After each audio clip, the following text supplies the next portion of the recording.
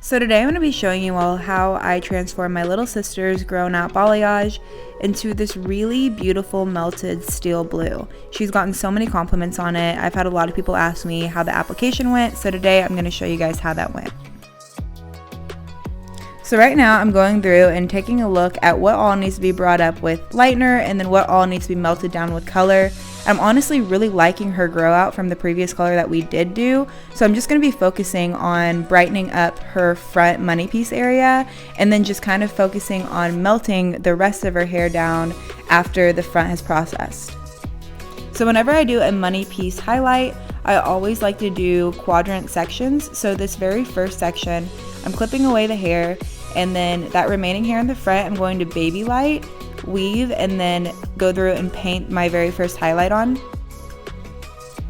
She's making TikToks, so that's what she's doing in the camera right now. And we are taking tin volume, which is a really low developer. I always do that on the front hairline pieces. They lift really fast, especially on her hair.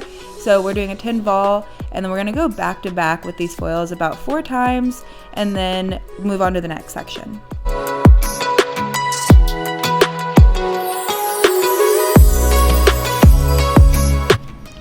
So on the second foil that I'm doing, I'm going through and I'm weaving and I'm teasing at 25%.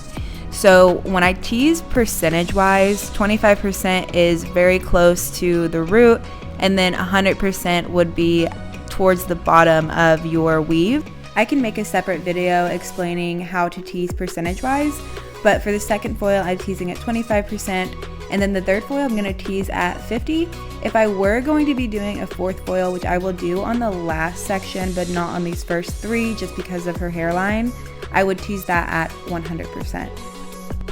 Doing this technique will allow for a really soft money piece versus something overwhelming and bold in the front that doesn't melt completely with the hair. I'm really wanting the outcome of her hair to have a soft, melted, lived-in effect, and this way I can achieve that best.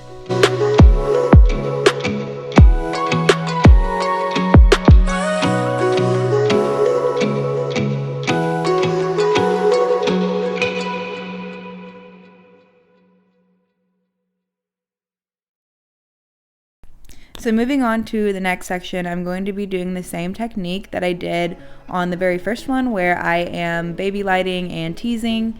And I like to work off of the part that the client styles their hair at. So she styles her hair kind of off-centered, and I'm just working around that.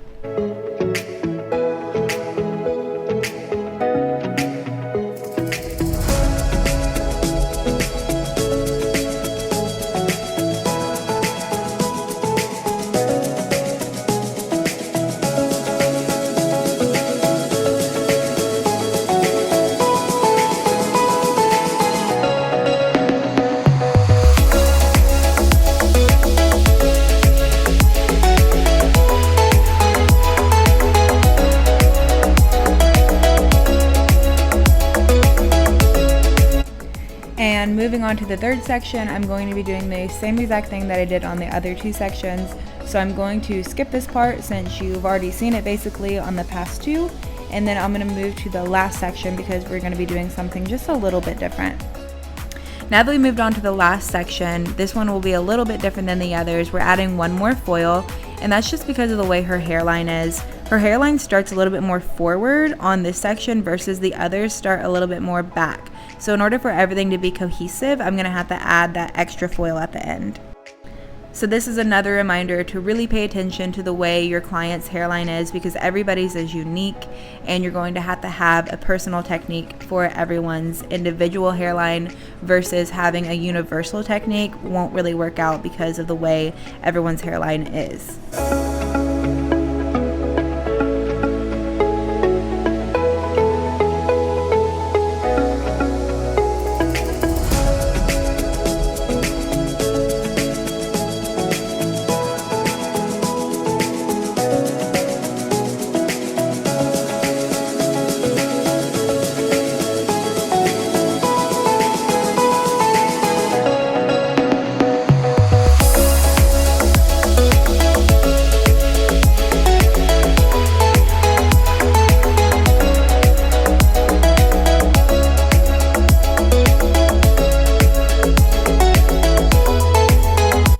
Now that we're done with our 4 sections, we're going to let this process for about 10 to 15 minutes.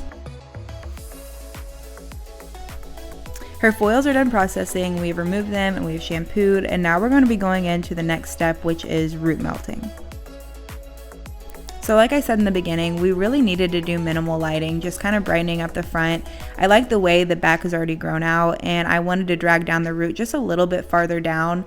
So I decided to do this at the bowl with her hair wet, and we are using right now Redken 6NA, and this is going to give me a really beautiful smoky effect at her root. Whenever I apply this root color, I'm going to be applying it in a teardrop effect. That way it kind of has the visual of being brighter in the front and then melting darker into the back. So I'm going to be dragging down that color a lot farther whenever I get to the back area.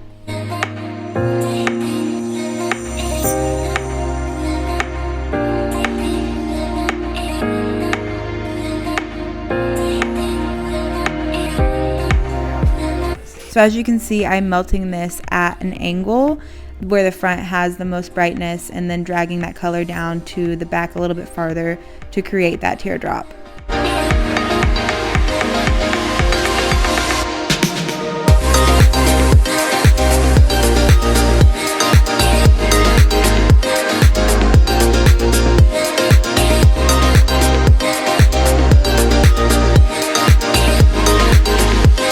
And then after I finish melting, I'm going to let this sit on for another 15 minutes.